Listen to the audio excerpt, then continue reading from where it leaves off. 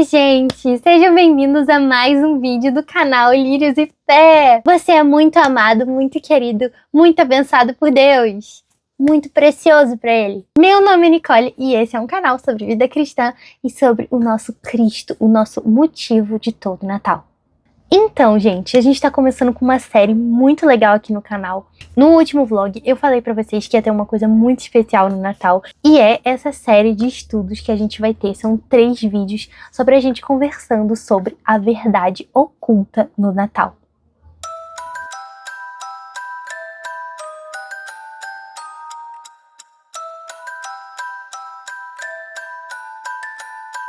E hoje, nesse primeiro vídeo, o título é O Nascimento de Jesus que Ninguém Te Conta. Porque a gente vai entender o contexto do nascimento de Jesus, muitas coisas que são deixadas de lado, que podem ajudar a gente a compreender por que Jesus veio, como veio e para que ele veio ainda mais profundamente.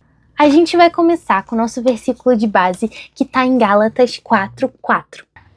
Mas quando chegou a plenitude do tempo, Deus enviou seu filho, nascido de mulher, nascido debaixo da lei. Por que a gente tem esse versículo como base, gente? Porque a gente vai entender o que era essa plenitude do tempo. Por que Jesus foi enviado quando ele foi enviado? Por que ele não foi enviado antes? Por que ele não foi enviado depois? Por que ele foi quando ele foi?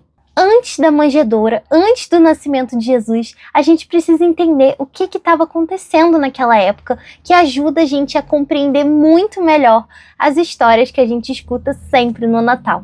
E a partir dessas reflexões que a gente vai ter nesse vídeo, a gente também vai entender mais do tempo de Deus, como o tempo de Deus é diferente do nosso tempo, como a lógica de Deus é diferente da nossa lógica. O nascimento de Jesus é um momento cultural, político, histórico e espiritual extremamente importante. Precisa mergulhar para poder ver mais de como Deus faz as coisas de forma extremamente certeira. Para começar, o tempo que Jesus nasceu é um tempo onde a gente tinha uma língua universal. O que era essa língua universal? Era o grego koiné.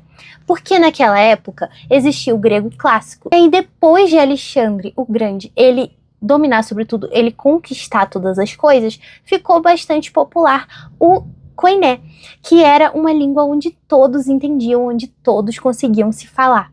E uma língua universal é perfeita para a expansão do evangelho, porque aí o evangelho, os evangelhos, o Novo Testamento seria escrito em grego, visando alcançar muitas e muitas pessoas, porque era a língua universal. Então, apesar de ter falas em aramaico, o Novo Testamento é predominantemente escrito em grego. Então, essa mensagem, ela chegava muito mais longe, porque afinal era a língua universal. Então, uma língua unificada. Esse momento que Jesus veio precisava de uma língua unificada, precisava que o máximo de pessoas possível conseguisse se falar numa mesma língua, para assim a mensagem chegar mais longe. Outra coisa muito importante, ainda nesse aspecto do grego, é que a gente tinha a presença, alguns anos antes, de filósofos gregos. Então, tinha Platão, Aristóteles, estoicos, epicuristas, várias pessoas que começaram a fazer perguntas sobre questões existenciais da vida. Então, sobre moral, sobre ética, sobre o sentido da vida, sobre propósito. Tudo isso já estava sendo questionado ali muito entre os gregos, e essa cultura estava se espalhando por todo lugar. Então já tinha ali questões existenciais nas pessoas, onde elas estavam se perguntando e se questionando sobre muita coisa. Isso é muito importante para a gente entender também as cartas paulinas, como que Paulo se dirigia a esse povo, como que ele chegou em Atenas e qual era o cenário que tinha lá. Os estoicos, por exemplo, eles falavam que o Logos criou todas as coisas, eles estavam especulando sobre isso. E João escreve seu evangelho começando com no princípio era Logos, no princípio era a palavra. Então, a verdade é que as pessoas, elas tinham muito forte isso dentro delas, nesse momento da história. Essas motivações, assim, o que estava acontecendo. Já entrando um pouquinho na questão do Império Romano, a gente tinha a questão da Pax Romana. O que era essa Pax Romana? Ao contrário do que parece, não era paz romana exatamente. Não era paz que eles queriam, não era ausência de guerra exatamente que eles queriam, não era estar de boa com todo mundo. Definitivamente não é o estilo do Império Romano. Essa Pax Romana, eles simplesmente queriam que cada povo ficasse no seu canto e ninguém se metesse na questão do Império Romano. Eles não queriam perder o poder, eles queriam que tivesse tudo muito assim organizado, que tivesse tudo debaixo do poderio deles, debaixo da mão deles. Nessa época havia uma estabilidade de império, né? Entre aspas, haviam sim rebeliões, haviam sim pessoas questionando Roma, tudo isso, mas existia assim uma preocupação com essa Pax Romana, com essa paz romana, e inclusive eles interferiam. Eu vou falar mais pra frente dos judeus e da cultura judaica, mas eles interferiam diretamente nos judeus, inclusive nos líderes. Eles escolhiam um sumo sacerdote, por exemplo, porque eles queriam ter o controle, sabe? Eles queriam saber de que tá tudo certo, tá tudo bem, a gente tá conseguindo controlar todo mundo, a gente tá conseguindo ali uma paz, mas era uma paz falsa, não era uma paz assim que eles se interessavam de estar todo mundo bem. Pelo contrário, eles se interessavam deles estarem bem e de todo o resto estar debaixo das rédeas deles. Dentro disso, eles também tinham a maior malha viária da época. Eles tinham mais de 80 mil quilômetros de estradas pavimentadas, justamente para cruzar entre os lugares, as províncias, e eles conseguirem ter esse controle, eles conseguirem estar olhando tudo, vendo tudo, e assim, era maravilhoso para Jesus nascer também nesse período, porque além das estradas foram responsáveis pelo evangelho se espalhar muito rápido, porque eles pegavam essas estradas, os missionários, Paulo andou por muitas dessas estradas para conseguir pregar o evangelho para os outros lugares. Com essa questão de ter um único governo, as fronteiras também elas eram mais fáceis, porque não existia muito essa coisa de um império, outro império, outro império, outro império, e aí você ter aquela confusão ali, aquele conflito. Um único governo, então você tinha que lidar com os romanos, e os romanos nas fronteiras, os romanos em outra fronteira, era sempre os romanos. Agora, falando um pouco dos judeus, a gente vai para o momento que eles estavam na história. O momento que eles estavam na história era de 430 anos de silêncio, de 400 a 430, de silêncio profético. Entre Malaquias e João Batista houve esses 400 anos, e isso criou muita expectativa neles, porque o Antigo Testamento, mais um motivo da plenitude do tempo ser perfeita, porque o Antigo Testamento estava pronto. Então eles tinham todas as profecias sobre o Messias, e eles estavam ali na expectativa de quem seria esse Messias. Os judeus, eles interpretam esse período como um período de espera messiânica. Então, liturgia, festa e salmos reforçam essa questão de vir um libertador. Nesse momento da história, havia muitas sinagogas. Por quê? Porque essas sinagogas, elas tinham sido constituídas desde o exílio babilônico. Voltando um pouco pra gente entender, os judeus, eles são engraçados, né? Porque quando eles estavam na terra deles, eles não serviam a outros deuses, mas quando eles foram pra Babilônia, eles acabaram se voltando para Deus durante um tempo lá, e se voltando e fundando as primeiras sinagogas. Então é daí que vieram as primeiras sinagogas do exílio babilônico, porque eles queriam buscar a palavra, eles queriam entender da palavra.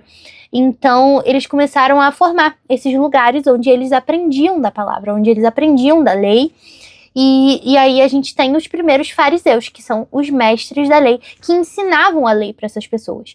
Então nessa época foram constituídas as primeiras sinagogas, só que aos poucos elas foram perdendo ali o seu propósito original, que era aprender realmente da palavra. Por exemplo, uma coisa que vai fazer explodir sua cabeça: Esdras era um fariseu, Esdras era um mestre da lei, e ele era um mestre da lei muito piedoso. Esdras. Então, assim, não é que o farisaísmo seja de todo mal e terrível, a verdade é que se tornou hipócrita e eles só se importavam com o poder, e como eu falei, Roma escolhia o sumo sacerdote, então eles estavam todos perdidos ali, mas inicialmente era uma coisa boa. Essa ideia nasceu de ensinar a lei do Senhor durante o exílio e pós-exílio. Essas sinagogas também vão ser instrumento da pregação de Paulo e de outros que conseguiram atingir ali os judeus e fazer eles entenderem que aquelas profecias que eles estavam estudando durante 400 anos, elas estavam sendo cumpridas em Jesus. Então, isso também contribuiu para o nascimento de Jesus e também contribuiu para ser a plenitude do tempo. Então, o que a gente entende disso? A gente entende que o mundo estava religiosamente sedento, culturalmente conectado, filosoficamente inquieto, politicamente unificado e espiritualmente esperando Não existe outro momento na história antiga que reúna essas condições ao mesmo tempo. Esse é o punchline histórico, é a plenitude do tempo, e é por isso que Jesus veio nesse momento. A gente percebe que Deus não erra no seu tempo nunca. Ele chegou no momento exato, ele chegou na plenitude do tempo e ele veio como Messias para nos salvar e para iluminar a todos com a sua luz, para mostrar que as trevas, elas não conseguem prevalecer contra a igreja e para mostrar que ele poderia ser Deus conosco. E aí, gente, esse vídeo fez sentido para você? Você sabia dessas coisas sobre o nascimento de Jesus? Alguma coisa não ficou clara? Vocês podem me fazer perguntas aqui embaixo, quem tiver ficado com alguma dúvida. Eu vou estar deixando, nesse momento, um mapa mental para vocês printarem, um mapa mental de Natal que contém um pouquinho dessas informações que eu trouxe, um pouquinho mais, sobre o contexto histórico do nascimento de Jesus. Esse vídeo foi necessário para servir de base para os próximos vídeos que a gente vai explorar um pouco mais do nascimento de Jesus, agora compreendendo por que ele veio na época que ele veio, para a gente entender como ele veio e para que ele veio, tá bom? Então fiquem ligados para os próximos, a gente tá nessa vibe de verdade oculta do Natal. Espero que vocês tenham gostado mesmo. Se vocês gostaram, deixa o seu like, se inscreve aqui embaixo e ativa o sininho para você não perder os próximos, porque os próximos são muito legais, são muito importantes pra gente fechar aí esse nosso estudo bíblico de Natal. Um grande beijo, fiquem com Deus e até a próxima. Tchau!